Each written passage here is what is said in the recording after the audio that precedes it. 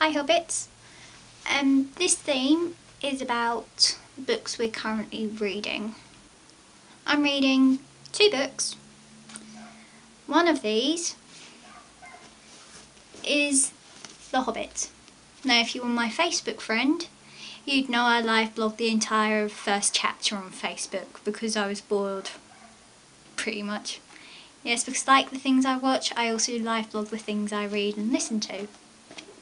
The Hobbit is simply about one grumpy hobbit, seriously, trust me, he is actually grumpy in the book, going on this journey with 13 dwarves to help the dwarves get their kingdom back. Of course, they come across many problems, such as losing their ponies, needing food, needing water, goblins, Gollum, spiders, elves as well. And Bilbo has to spend quite a bit of his time trying to gain the respect of the dwarves because he's a hobbit. Dwarves aren't really one for trusting a hobbit for some reason. Well, Thorin isn't much one.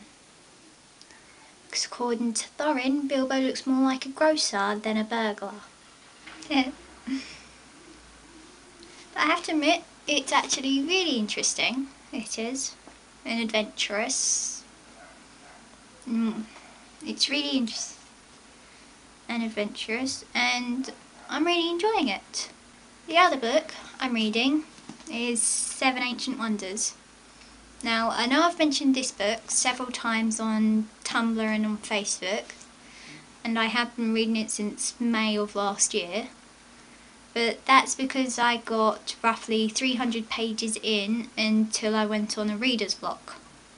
And it wasn't until the other week when I chose to go back to reading it. And it was only the other week when I chose to go back to reading it. So now I'm just having to reread the book just to remind myself what happens. Now this book is about a team of 8 men and a little girl trying to discover all the wonders of the world. Now, I mean, when I say wonders, well, I think they're almost stones in a way. I'm not too sure, because as big as my imagination is, I can't really picture these things that well, which is kind of a downfall.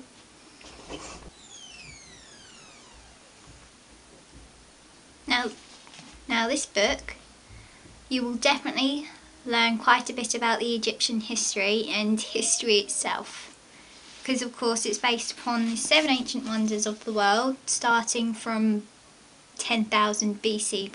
I have to admit that this book is really interesting. It's action packed and it's adventurous and definitely historic. Well, of course, it's written by Matthew Riley. So, if you ever get around to reading his books, don't have a favourite character, because they'll either die or turn out to be a traitor, in which they will still die. And I've got a favourite in this book, and it's likely he will die. Anyway, bye guys.